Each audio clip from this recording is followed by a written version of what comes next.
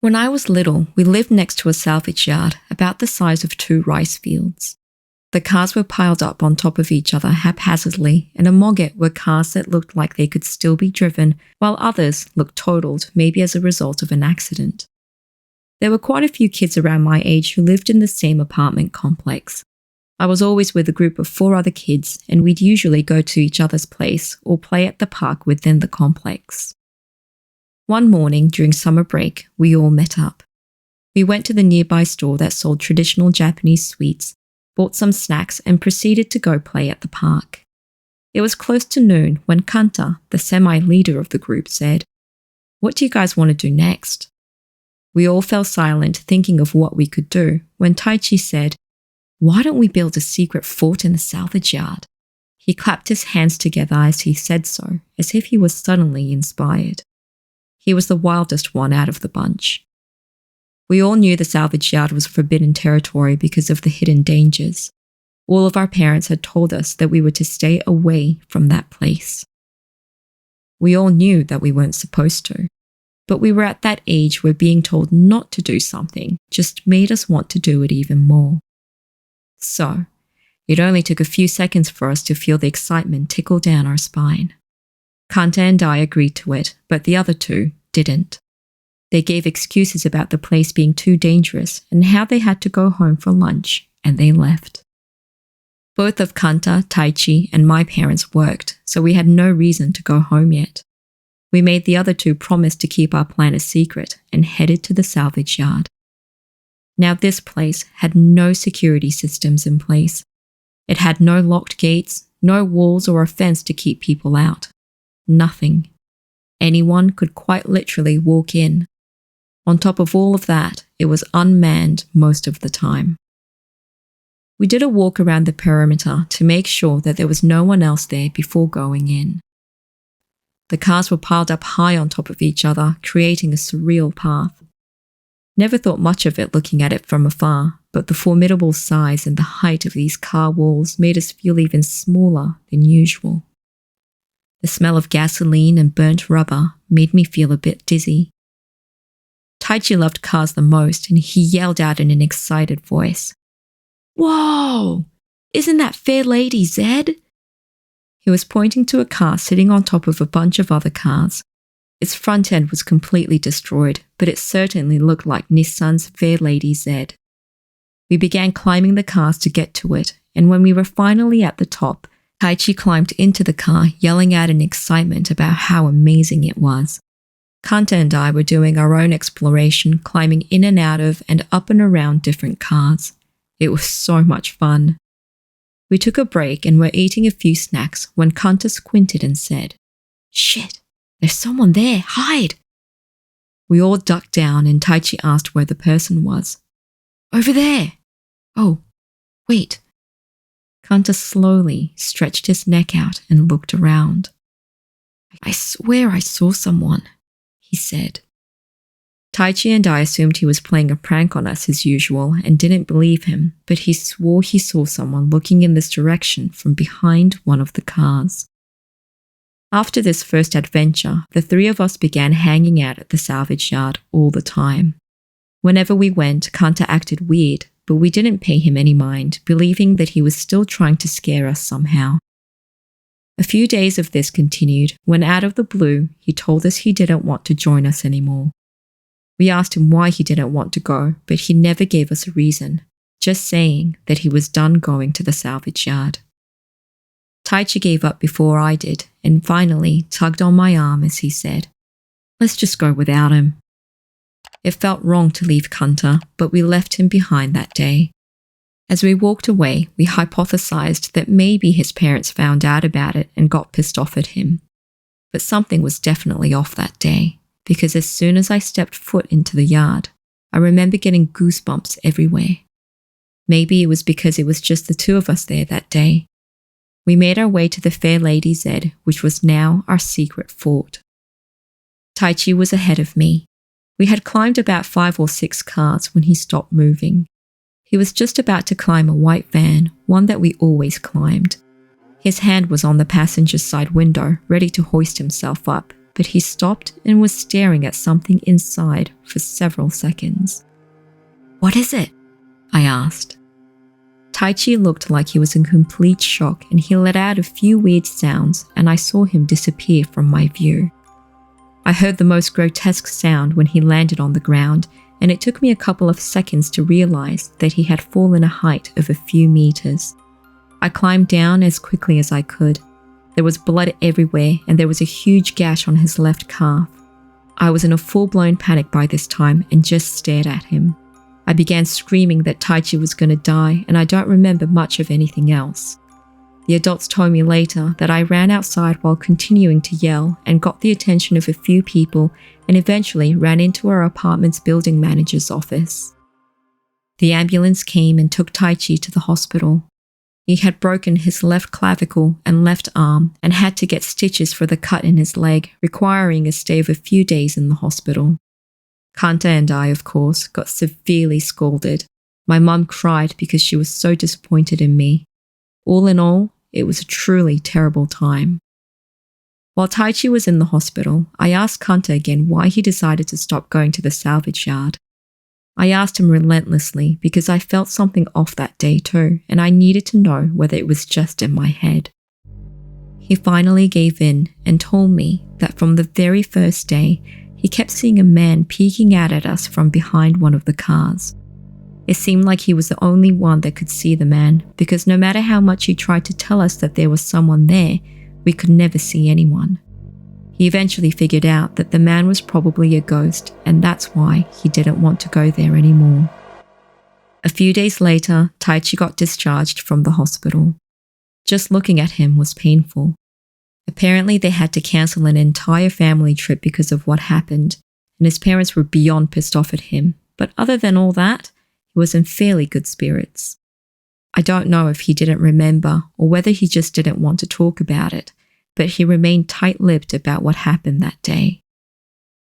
The salvage yard already had a few complaints from people around the neighborhood to put security measures in place, but it was only after what happened to Taichi that they finally listened. They put up a fence around the perimeter and an office to make sure there was a security guard around the clock. There were many fires that occurred there after the fact, and by the time we entered middle school, it was demolished. It was only after this that Taichi finally opened up to us about what he saw in the van. He told us that he saw a dead woman in the driver's seat. He freaked out and accidentally let go and fell. He didn't go into detail about how he knew the woman was dead or what kind of condition she was in, but I remember him slightly trembling as he told us. It's been close to 30 years since that place was demolished, but that plot of land remains untouched and has yet to be used for something else.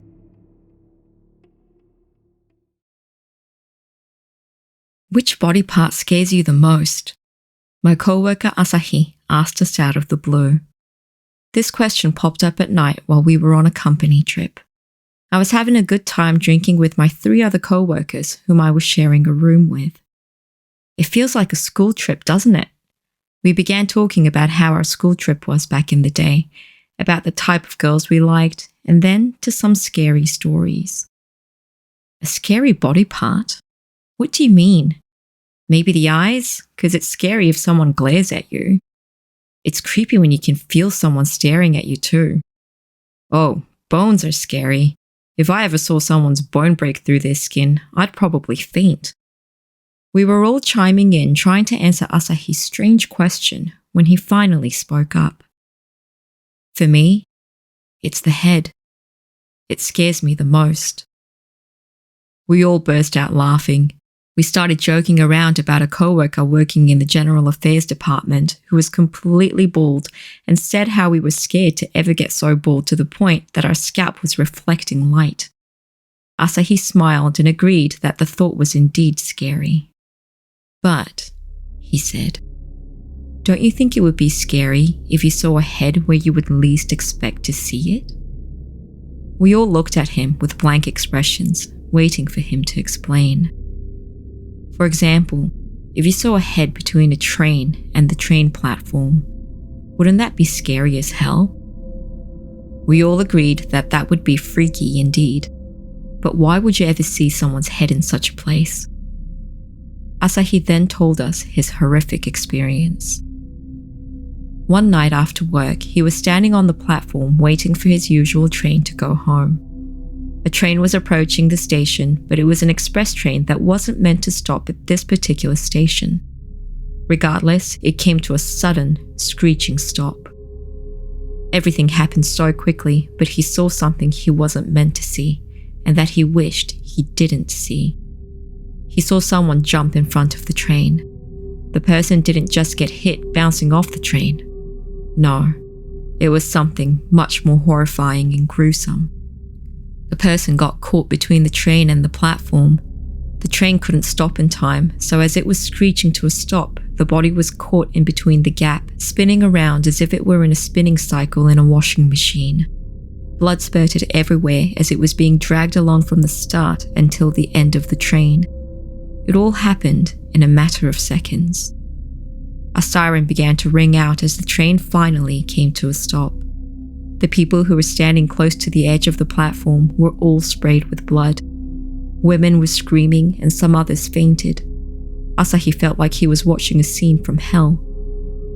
The train doors remained closed and the passengers, their faces white as a sheet, all tried to look outside to figure out what happened. There was blood on the windows too, so it probably wasn't too difficult for them to figure out. There were a few people gathering around towards the end of the train. This is where Asahi was standing, and as if things couldn't get any worse, he saw something else that would forever scar his memory. The person's head was caught between the train and the platform. The hair was drenched and stuck onto the face like someone who had just gotten out of a shower, but it obviously wasn't wet with water. It was wet with blood. And then something unbelievable occurred. Some people began taking their phones out and snapping photos of this poor person. The train operator was in the last carriage and he looked down from his window at the scene. He had gone blue and he couldn't open the door because the head was caught there. "Get back! What the hell do you think you're doing? Get back!" A bunch of train attendants came to control the scene and get rid of these onlookers who were gathering around this horrid scene. However, Asahi knew there weren't nearly enough attendants to control the scene fully. The paramedics, the police, and the rescue team weren't there yet. Other regular people were helping those who had fainted and were in shock, leading them to sit down on benches, etc. Eventually, the rescue team and the paramedics arrived. Some went down onto the rails, the onlookers who had gotten ill were carried out on stretchers, and things began to move. A blue sheet was hung up to shield everyone from the scene, and the people were told to leave the platform. Asahi didn't do quite as he was told. He crossed over to the platform across where everything was still visible, and he watched them a while longer. He watched the rescue squad push the train over to tip it on its side just a bit. I guess it was to get pieces of the body off the train, but it made Asahi wonder if they had enough manpower to do something like that. He could see the train shaking a bit and thought that maybe they were squishing the body even more. Envisioning what he just saw a few minutes ago, he couldn't help but imagine in gory detail what that rocking movement was doing to the person's remains. The blue sheet began to move after a few minutes. The body must have been successfully removed. He could see a red line all along the side of the train. It almost looked like a design, but it was obviously blood. The train attendants brought out buckets of water and began wiping the sides down. Some had hoses and were spraying the sides. They were moving at top speed and were doing just enough to get rid of the blood. After that was over, the train began to move forward. What? Is the train still going to operate? Asahi was shocked. People around him were also voicing their disgust, but the train pulled out of the station and eventually disappeared from view. And, to make things worse, the blood wasn't all gone. You could tell that it had been wiped down, but there were faint traces of red here and there. On one of the junctions between two carriages, there was still a trace of blood spatter, and there was water mixed with blood still dripping off the sides. Asahi was sure that it would cause a stir when it arrived to its next destination. He went back to the platform in question to wait for the next train to take him home. There were still traces of blood along it. And that was the end of his story. On the second day of the company trip, everyone gathered in the morning for the breakfast buffet. Asahi came down looking pale and exhausted.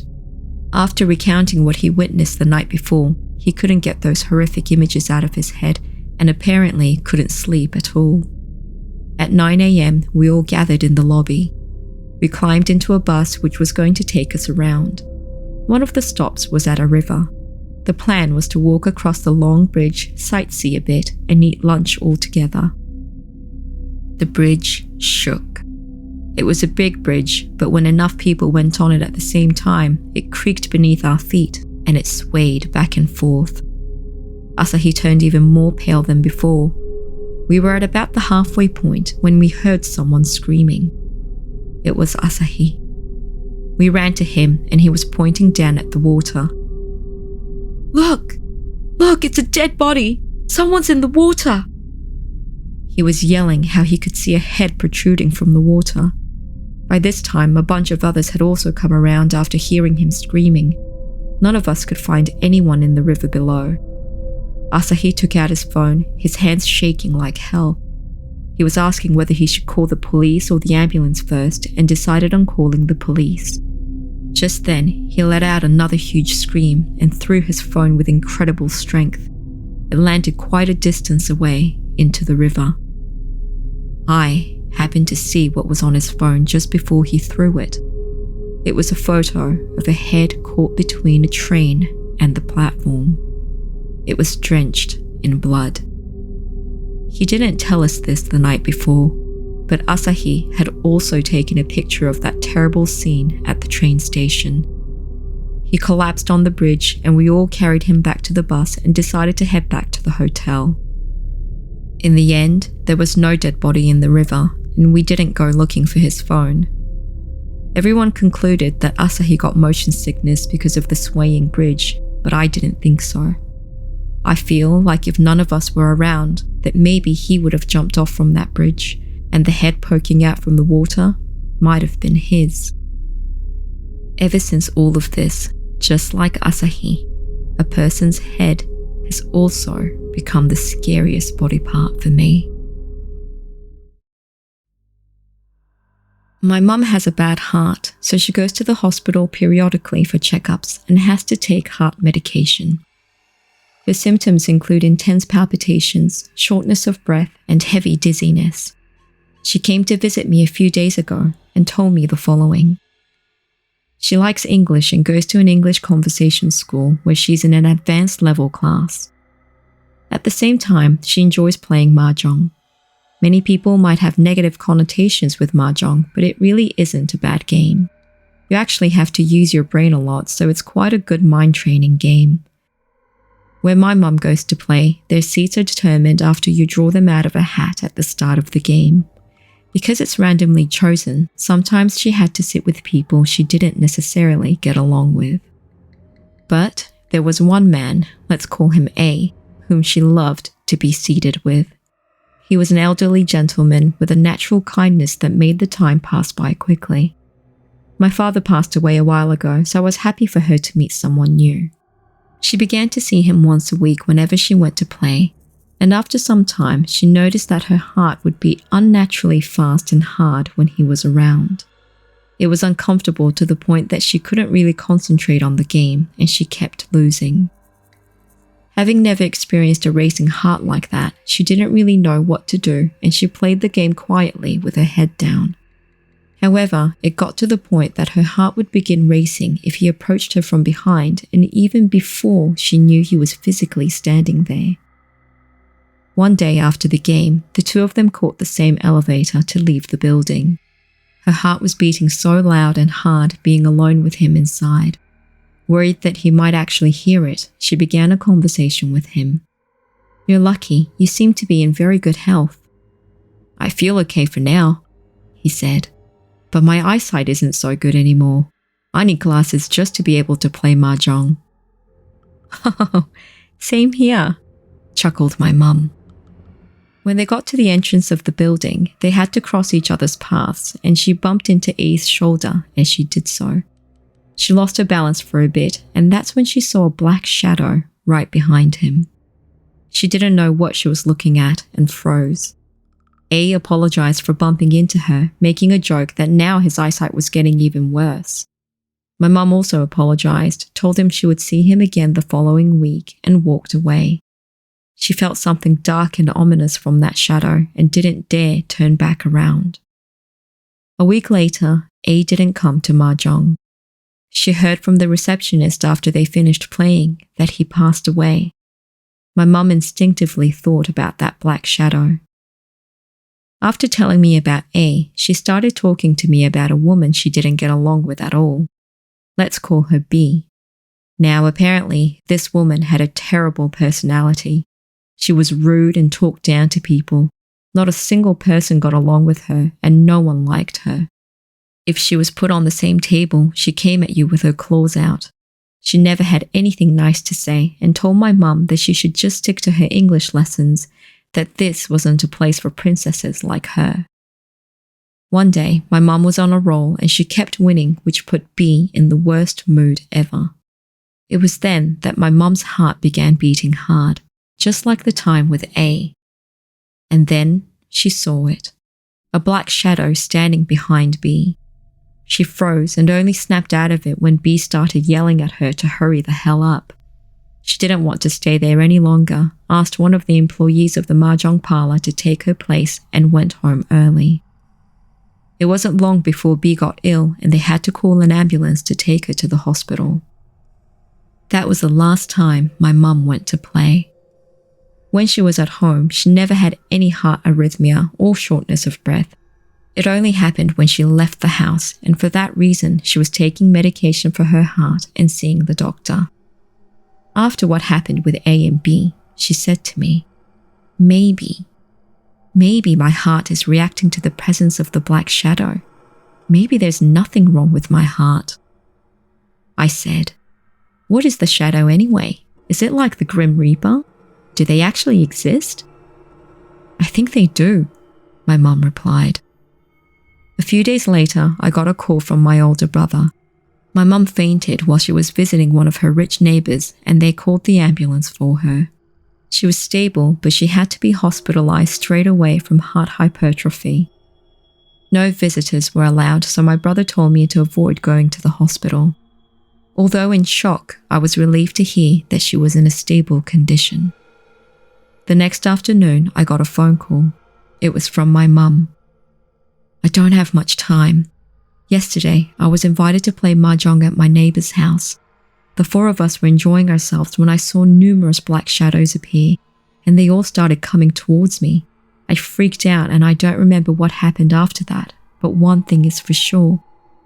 I'm next. Look, I've travelled around the world, I've been taking English lessons, which I love, and I've been playing Mahjong.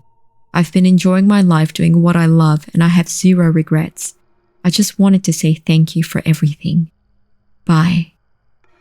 And she hung up without letting me say a word. Mum's always been a carefree person who was quick to make decisions. I looked up to her a lot. I guess she wanted me to know what was going on before she died. But this story didn't end the way we all thought. My mum was discharged from the hospital 2 weeks later, and instead, it was the host of the Mahjong get-together that day that passed away. She happened to be sitting next to him at the time, and she assumed the shadows were coming for her. After this incident, the black shadow and her heart's reaction to them has become a secret just between us. Believing her death was imminent, she must have realized that dying isn't so scary after all, and began going to the weekly Mahjong gatherings again. If you ask me, I'm all for it. I want her to continue living her life to the fullest.